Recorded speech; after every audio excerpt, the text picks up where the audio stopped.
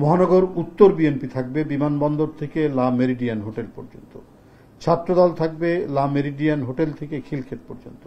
যুবদল খিলক্ষেত থেকে hotel Radisson. চিকিৎসা শেষে আগামীকাল ফিরে আসার কথা ছিল, সেটি আগামী পরশুদিন তিনি আসবেন। আগামী 6 মে 2025 মঙ্গলবার সকাল 10:30টায় বাংলাদেশে প্রত্যাবর্তন তিনি করবেন। সাংবাদিক বন্ধুরা, তার প্রত্যাবর্তন উপলক্ষে অভ্যর্থনা জানানোর জন্য বিএনপি ও অঙ্গ সহযোগী সংগঠনের যে অবস্থান, সে অবস্থানটি আপনাদের সামনে তুলে ধরছি। মহানগর উত্তর বিএনপি থাকবে বিমানবন্দর থেকে লা মেরিডিয়ান হোটেল পর্যন্ত। ছাত্রদল থাকবে লা মেরিডিয়ান হোটেল থেকে খিলক্ষেত পর্যন্ত। যুবদল খিলক্ষেত থেকে হোটেল রেডিসন। মহানগর দক্ষিণ বিএনপি হোটেল রেডিসন থেকে আর্মি স্টেডিয়াম। স্বেচ্ছাসেবক দল আর্মি স্টেডিয়াম থেকে বনানী কবরস্থান। কৃষক দল বনানী কবরস্থান থেকে কাকলি মোড়।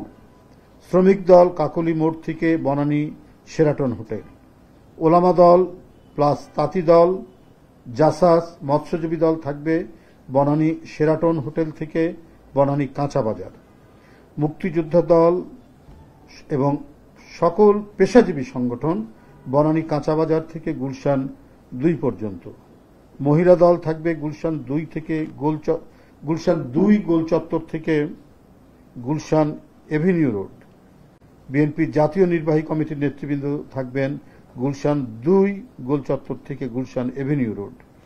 বিভিন্ন জেলা থেকে আগত নেতাকর্মী যার যার সুবিধামতো অবস্থানে অবস্থান করবেন। বিমানবন্দর এবং মাননীয় চেয়ারপারসনের বাসভবনে সেখানে কেউ আকস্মিকভাবে সেখানে প্রবেশ করবেন না,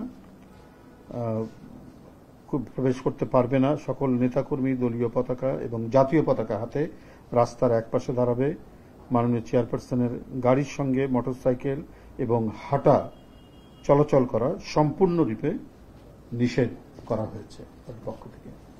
এই তার আসার পরিবর্তিত সময়টি এবং কারা কিভাবে অবস্থান করবেন, কোথায় দাঁড়াবেন, সেই তালিকাটি আপনাদের কাছে উপস্থাপন করলাম। আপনাদের সকলকে ধন্যবাদ।